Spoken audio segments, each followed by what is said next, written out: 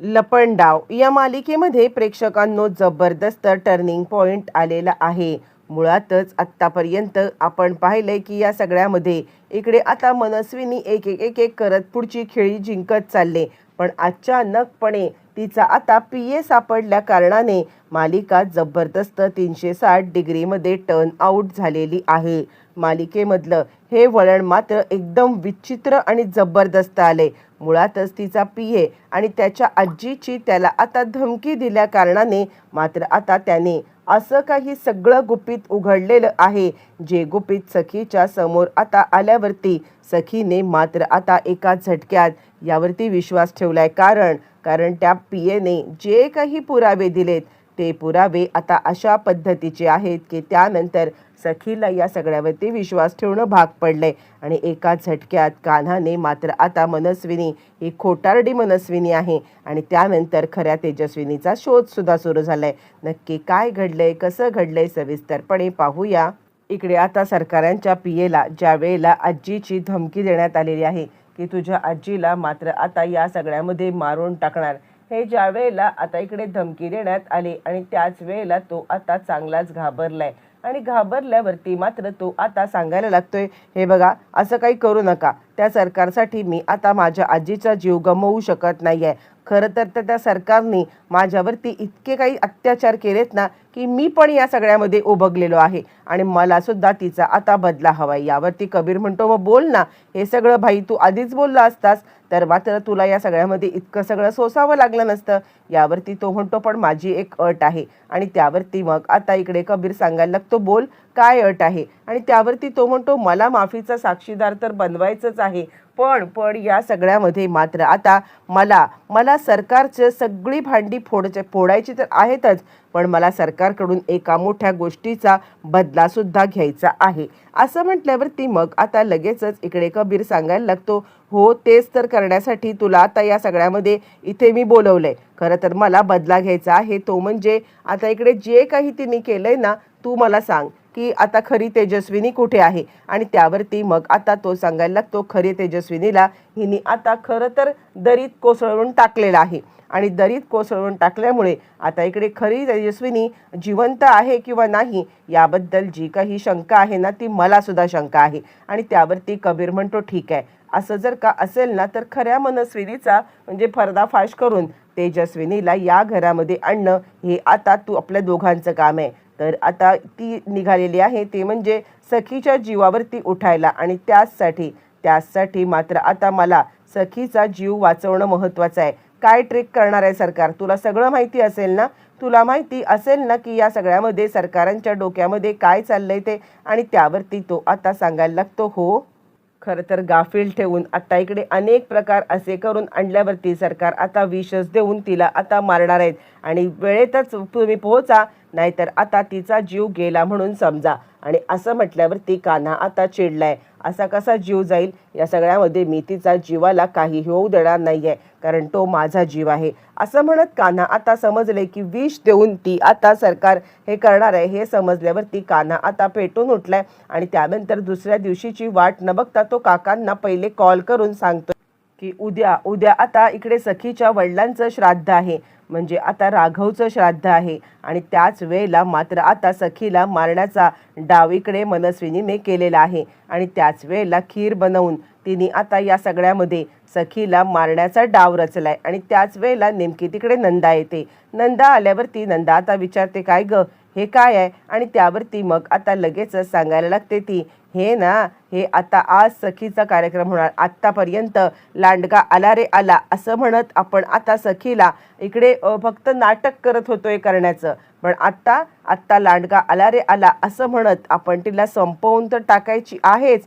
पण हा आरोप आपल्यावरती नाही, तर तो आरोप येणार आहे तो म्हणजे आता इकडे हा गौतमवरती।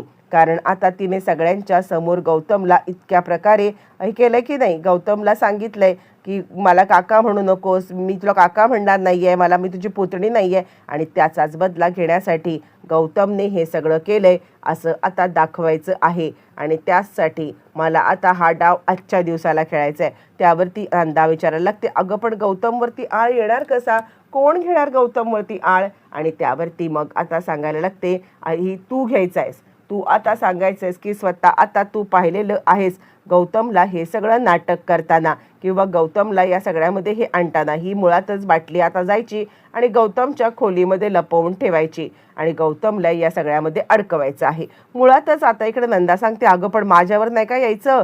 यावरती ती म्हणते, तुझ्यावरती काय येणार नाही, पार्टनर आहोत ना आपण, तुझ्यावरती काही येणार नाही, ही जबाबदारी माझी.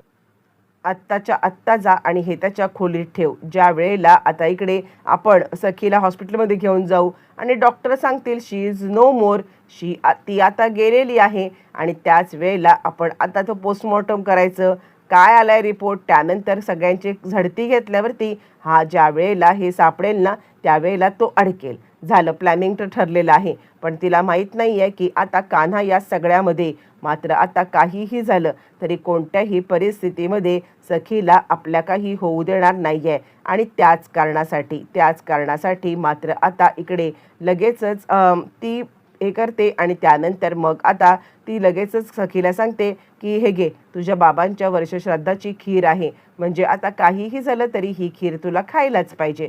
असं म्हटल्यावर ती सखी सांगते, आत्ता खरंच माझा मूड नाही आहे, पण मनस्विनीला हा मूड आणि बीड हे परवडणारं नसतं. आणि त्याचमुळे मनस्विनी सांगते, अगं बाबांची हे आहे ना. आणि त्यावेळेला गौतम काका मागे उभा आहे. आता गौतम विचार करतोय, कान्हाने तर मला सांगितलंय, पण मी जर का आत्ता सखीला बोललो की तू ही खीर खाऊ नकोस तर मात्र सखी काही ऐकणार नाहीये, काय करू असं म्हणत गौतम काका धक्का देण्याचा विचार करतच आहे.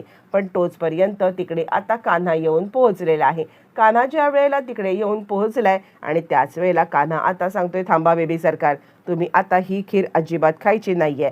झालं, कान्हाने हे सगळं बोलल्यावरती मात्र आता मनस्विनीची पुन्हा एकदा नाटकं सुरू झालेली आहेत. आणि त्यावरती कान्हा सांगतो, बाद झालं, आता कोणतीही नाटकं तुमची मी चालवून घेणार नाहीये आणि मुळातच माझ्या बायकोच्या बद्दल आता मी कोणताही प्रकार ऐकून घेणार नाहीये. असं म्हटल्यावरती ती आता सांगायला लागते, झालं, पुन्हा आता इकडे येत तू हे नाटक सुरू केलंस का. यावरती मग आता तो सांगायला लागतो, अजिबात नाही बेबी सरकार, 2 मिनिट थांबा. 2 पुरावे असे आणलेले आहेत ना की जे पुरावे मी आता तुम्हाला समोरासमोर दाखवल्यावरती तुमच्या आता तोळे उघडतील. असं म्हटल्यावरती मग आता हे डॉक्टर समोर आणि त्यावरती डॉक्टर सांगायला लागतात, हो या बाई माझ्याकडे आल्या होत्या, माझ्याकडे येऊन आता ह्यांनी डोळ्यांची सर्जरी केली. आता प्रेक्षकांनो, हा एकच पुरावा अजिबात पुरेसा होणार नाहीये हे आपल्याला ऑलरेडी माहिती आहे. कारण आता इकडे लगेचच ती सांगायला लागते, काय बोलतायत डॉक्टर, अगं सखी, मुळातच हे आता ह्याचं सगळं कारस्थान आहे. का माझ्या मुलीपासून मला आता वेगळं करायला निघालेला आहेस, का हे सगळं करतोयस. म्हणजे बघ ना, कबीर ह्या डॉक्टरांना सुद्धा मॅनेज करू शकतो, म्हणजे आता तो किती मोठ्या लेवलचा आपल्यासोबत गेम खेळतोय, मला खरंच कळत नाहीये. आणि हे सगळं कशासाठी, या प्रॉपर्टीसाठी का. तुला ह्या प्रॉपर्टीतलं काय पाहिजे ना ते मी आत्ता तुला काढून देते, चालेल का. तुला जे प्रॉपर्टीतलं पाहिजे ते काढून घे आणि त्यानंतर मग आता तरी माझ्या सखीचा पिच्छा तू सोडशील का. आणि यावरती तो म्हणतो, कसा सोडेन, मुळातच या सगळ्यामध्ये सखी आता माझी बायको आहे ना, त्यामुळे पिच्छा तर मी आता सोडणारच नाहीये. पण अजून एक गोष्ट आहे जी आता मला तुम्हाला सांगायची आहे. सखी मॅडम, तुम्ही थांबा इथे. असं म्हणत मात्र आता पुढचा नंबर लागलाय तो म्हणजे इकडे आता त्या आणि त्याच वेळेला तो PA आल्यावरती मग आता तो सगळा प्रकार इकडे सांगायला लागलेला. मुळातच या सरकार आहेत आणि आता जर का तुम्हाला या सगळ्यामध्ये काहीही झालं तरी सुद्धा आता वाचवायचं असेल ते म्हणजे आता इकडे तुमच्या आईला, तर या सरकारला लवकरात लवकर आता तुम्हाला सत्य सांगावंच लागेल. आणि त्यानंतर चिडलेली आता इकडे सांगायला लागते ती म्हणजे, सखी काय बोलताय तुम्ही आणि तुम्ही माझ्या आईला फसवण्याचा प्रयत्न करताय. त्यावरती आता मात्र लगेचच इकडे मनस्विनी सांगते, पकडा ह्याला, हा खोटारडा माणूस आहे, यांनी आता या सगळ्यामध्ये खोटं काम केले. आणि असं म्हणत मात्र आता इकडे सखी त्या PA पोलिसांच्या ताब्यात देते. पण त्याच वेळेला तो आता सांगायला लागतो, सखी मॅडम, एकदा माझं म्हणणं जर का तुम्ही ऐकून घेतलं तर तुम्हाला सगळं सत्य समजेल. मुळातच या डॉक्टर बोलतायत ना ते सुद्धा खरं आहे. ही बाई तुमची आई नाहीये आणि याचा जिवंत पुरावा मी स्वतः आहे.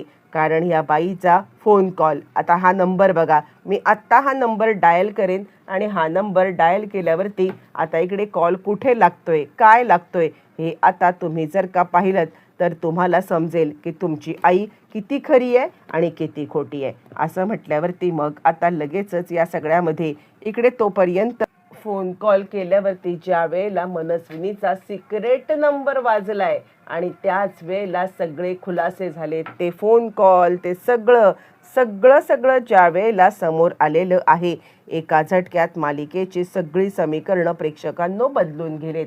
आणि त्यानंतर सखी आता इकडे त्या मनस्विनीला जेलमध्ये पाठवते आहे आणि एकदाची मनस्विनीची रवानगी जेलमध्ये झाले. कान्हाने आता आपलं प्रॉमिस पूर्ण केलंय आणि त्यानंतर कान्हा आणि सखी यांनी मनस्विनीला जेलमध्ये पाठवलं.